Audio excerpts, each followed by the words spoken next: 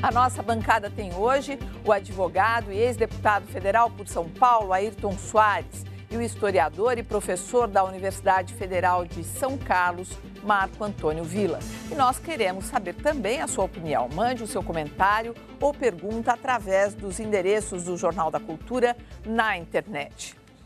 Há menos de 3 semanas para o início do verão, um levantamento do Ministério da Saúde revela que muitas cidades brasileiras não estão preparadas para enfrentar a dengue. O estudo foi divulgado hoje durante o lançamento da campanha anual de combate à doença. A pesquisa do Ministério da Saúde avaliou 561 municípios. Desses, 236 estão em estado de alerta. Outros 48 apresentam situação de risco. 3 capitais aparecem no levantamento: Rio Branco, no Acre, Porto Velho, em Rondônia e Cuiabá, no Mato Grosso. Segundo os dados, cerca de 4,6 milhões de pessoas vivem nas áreas de risco. Só neste ano, 740 mil foram infectadas pelo mosquito da dengue. No Brasil, existem vários municípios com risco de epidemia de dengue. Hoje, o governo federal anunciou os planos para o combate à doença, que inclui investimento de 90 milhões de reais em qualificação de agentes de saúde e ações de prevenção em quase 1.000 municípios. Porque não se combate a dengue só enfrentando o foco do mosquito. O combate à dengue tem que combinar o enfrentamento do foco do mosquito, combinado com o treinamento e a preparação dos profissionais de saúde para fazer o diagnóstico rápido e tratar adequadamente essas pessoas. É importante lembrar que todos os cidadãos são responsáveis pelo combate ao mosquito da dengue e podem ajudar, evitando a água parada em pneus e garrafas, limpando calhas e pratinhos de plantas. Outras dicas da campanha do Ministério da Saúde estão disponíveis no site combatadengue.com.br. A gente comentava aqui que faltou o básico, como disse o Ayrton, que é educar a população.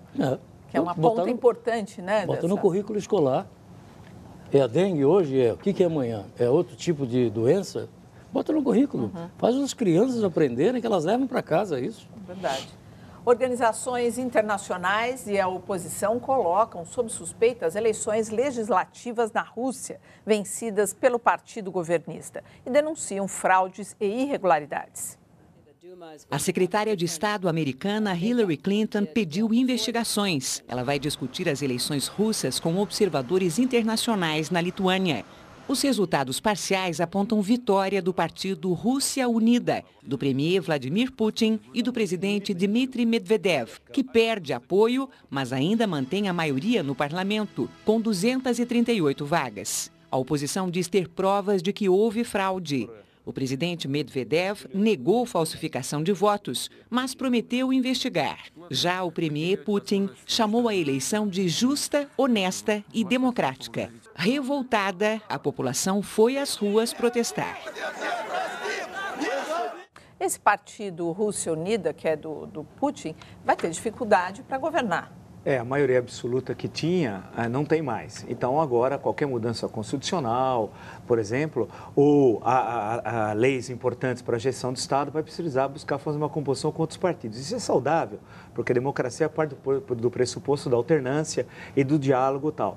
Que a eleição foi marcada pela fraude, isso não é a primeira vez, né? As outras, várias acusações. Acho que é importante destacar alguns outros itens dessa eleição. A votação surpreendente do Partido Comunista, com quase 20% de votos. O velho Partido Comunista que governou durante décadas a União Soviética. Outro, a participação de grupos liberais que cresceram também.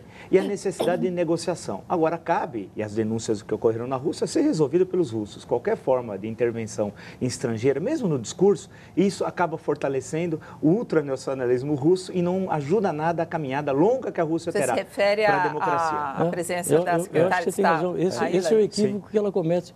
Ela acha que ela, apontando irregularidades no processo eleitoral, ela está enfraquecendo o novo governo. Pelo contrário, ela dá margem a isso que o Villa falou aí agora. O fortalecimento das tendências nacionalistas que não querem interferência de quem quer que seja na política interna do país. E o Brasil perdeu Sócrates, ídolo da seleção do Corinthians e nosso companheiro aqui na TV Cultura. Relembramos o doutor e rendemos nossa homenagem com o texto e a voz do Michel Lohance, que é comentarista e editor do programa Grandes Momentos do Esporte. Conviver com um gênio não é a toda hora. Não sei se Chaplin foi tratado por seus amigos como gênio, ou se só depois perceberam que perderam não só um amigo. Sócrates vinha aqui na Cultura uma vez por semana. Conversava, ria, escutava. Depois ia fazer o cartão verde. Aí distribuía seu amor aos amigos. Bastante para o futebol e muito, muito mesmo para os telespectadores. O povo, seu povo, usou o calcanhar, essa ponta tão esquecida do nosso corpo, com a simplicidade e genialidade que caracterizou toda a sua vida. Fez de uma simples palavra chamada democracia a sua bandeira. Lutou com todas as forças para fazer a seleção campeã em 82.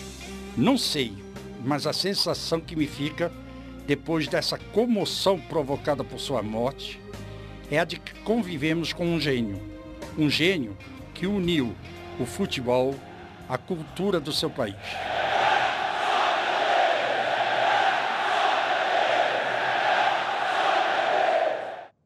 Olha, agora está aqui com a gente o Vladir Lemos, que é editor nosso de esporte, companheiro do Sócrates aqui no Cartão Verde.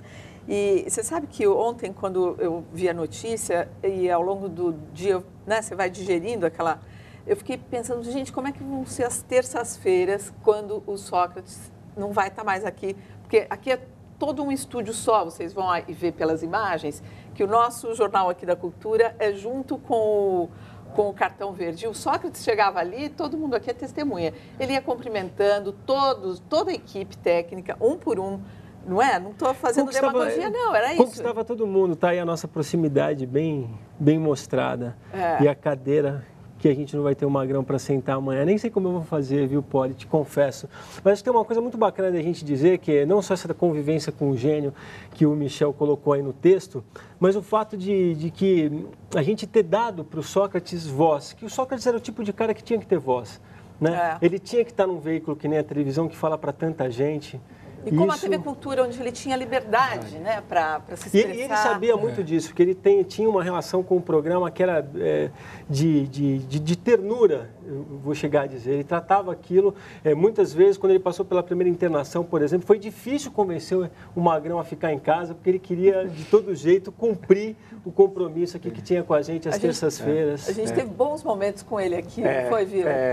Porque nas vezes que calhava com o Cartão Verde que eu vim, uma delas estava terminando o Jornal da Cultura, aí aparece sempre uma certa homenagem e tal, e entra uma música. E entrou uma música, subitamente ele logo aqui atrás começou a dançar com a esposa e ficou dançando enquanto a música em pleno estúdio, quer dizer, é uma coisa absolutamente que a gente não espera, tal, né? Quer dizer, era uma coisa originalíssima. Eu acho que todos já falaram sobre as virtudes do Sócrates como jogador e também alguns como o da democracia corintiana.